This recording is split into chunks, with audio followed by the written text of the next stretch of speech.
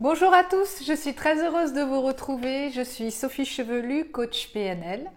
Et la capsule aujourd'hui va parler des dépendants affectifs qui sont victimes de pervers narcissiques. Alors je vais resituer un petit peu la situation, réexpliquer un petit peu ce que sont les dépendants affectifs, d'où ça vient et pourquoi ils sont si facilement atteignables. Donc en fait, ça vient depuis l'enfance. C'est souvent parce qu'on a souffert, on a été mal aimé, maltraité, on a subi des violences psychologiques, des violences physiques des fois. Ça a été un manque d'amour aussi, ça peut être.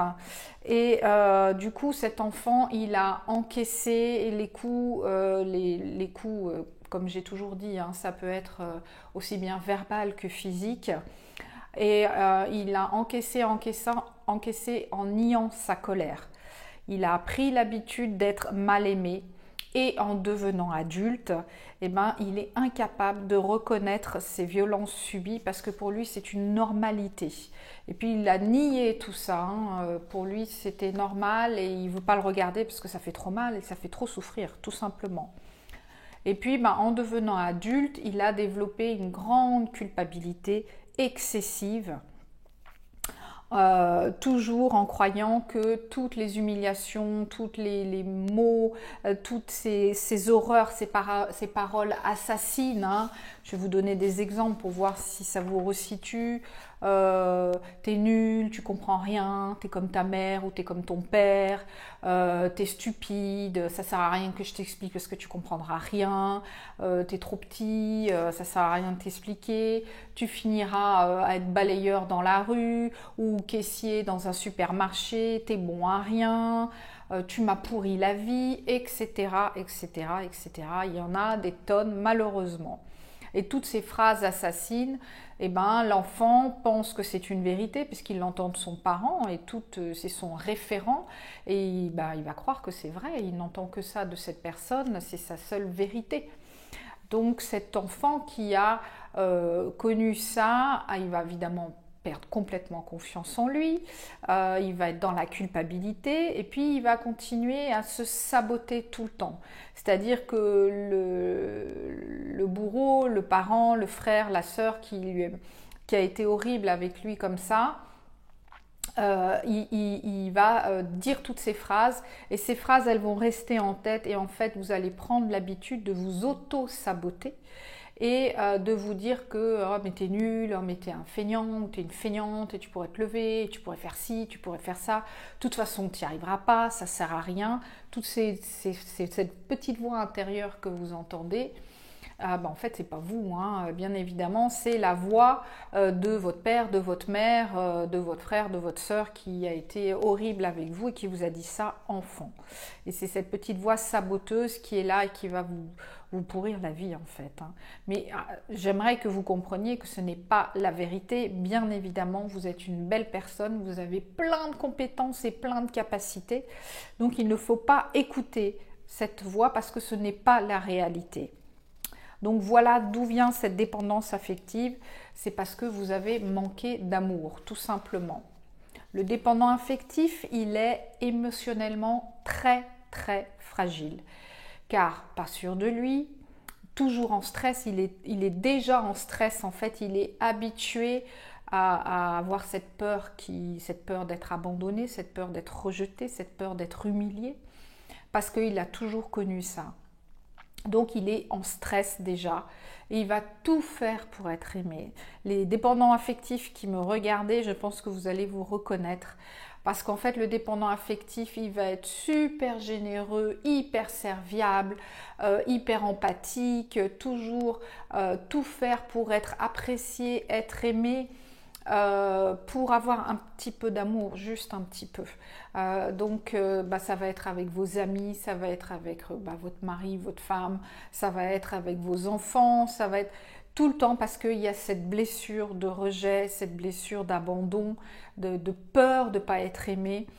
Qui est très très très très forte en vous et du coup vous allez combler tout le temps ça, devancer les gens quitte à vous oublier, hein, carrément, parce qu'il faut faire plaisir à l'autre. Si je fais plaisir à l'autre, en couple par exemple, et si je fais la même activité que la personne, ça sera un moment passé avec lui, même si ça ne me plaît pas, c'est pas grave, je m'oublie et je fais pour l'autre parce qu'au moins on est ensemble pendant ce moment-là. Donc, voilà pourquoi le dépendant affectif, il est extrêmement généreux et toujours à donner à l'autre. Parce qu'il ne peut pas exister seul. Le dépendant affectif, il vit à travers l'autre. Il a besoin d'être là à travers l'autre. Parce que sinon, il n'est rien. Il a l'impression qu'il n'est rien, parce que ce n'est pas une vérité encore une fois. Donc, bien évidemment, le dépendant affectif, c'est la proie idéale pour les pervers narcissiques.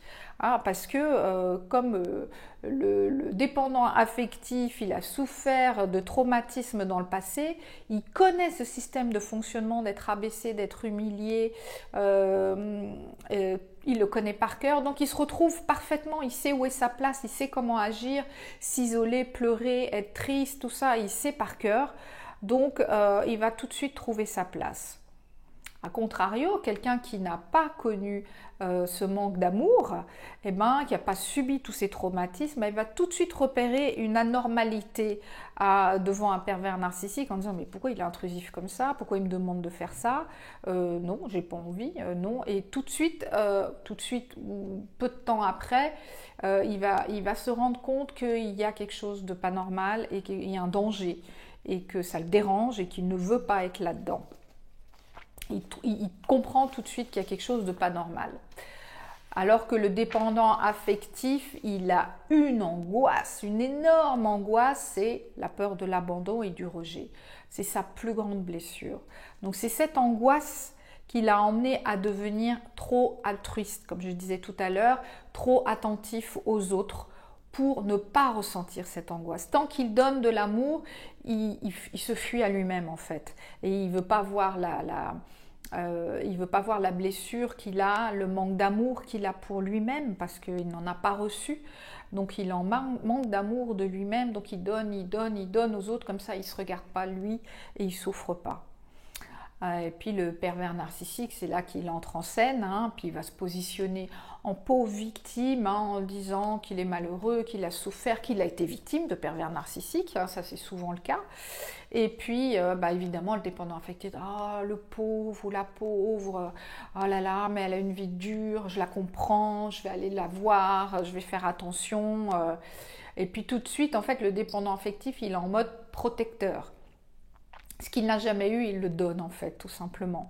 Et puis il va le donner tout de suite, puis le pervers narcissique, bien évidemment, il va en user et en abuser, il va jouer avec.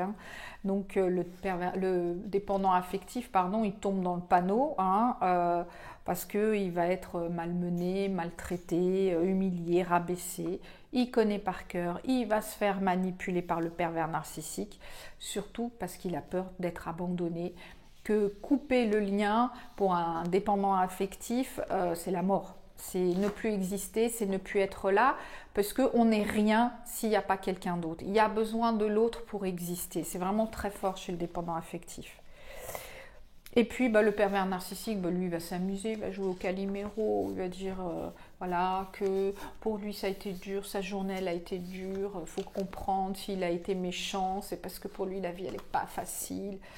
Enfin bon, et puis le pervers narcissique il va aussi jouer sur la faille du dépendant affectif, c'est-à-dire la culpabilité, donc il va le faire culpabiliser tout le temps, c'est ta faute, je te l'avais dit, à cause de toi il y a encore ça. Enfin bon, j'en ai déjà parlé plein de fois, mais c'est vraiment ça. Et puis évidemment, le dépendant affectif va dire « Ah mais oui, c'est vrai, mais bien sûr, c'est moi qui suis nulle, c'est ça, c'est de ma faute. De toute façon, je l'ai toujours entendu, mais c'est une vérité. Encore une fois, voilà, je suis dans une relation et c'est à cause de moi que ça ne marche pas. » Et ça continue et ça continue. Donc, tous les dépendants affectifs, s'il vous plaît, faites un travail sur vous.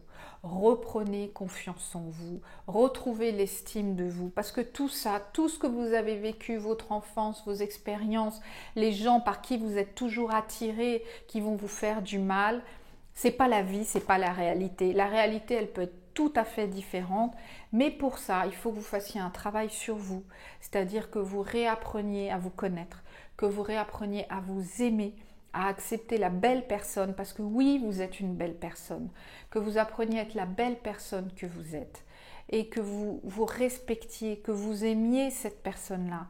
Si vous vous respectez, vous vous ferez respecter dehors.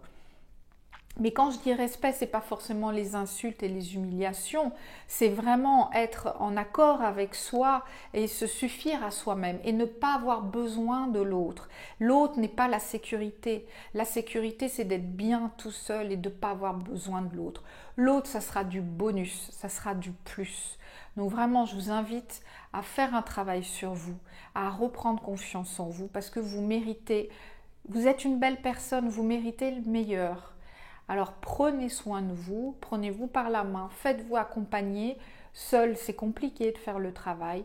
Allez voir un psy, allez voir un thérapeute, allez voir un coach, contactez-moi si vous voulez, mais c'est possible. Je suis une ancienne dépendante affective, donc je sais ce que c'est.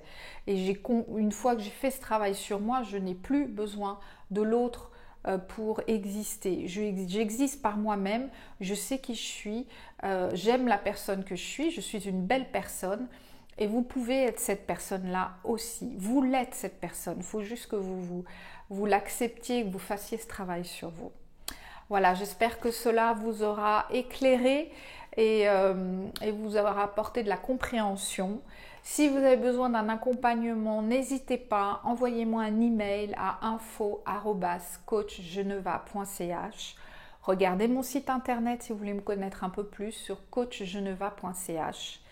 Et je me ferai un plaisir de vous répondre si vous avez des questions.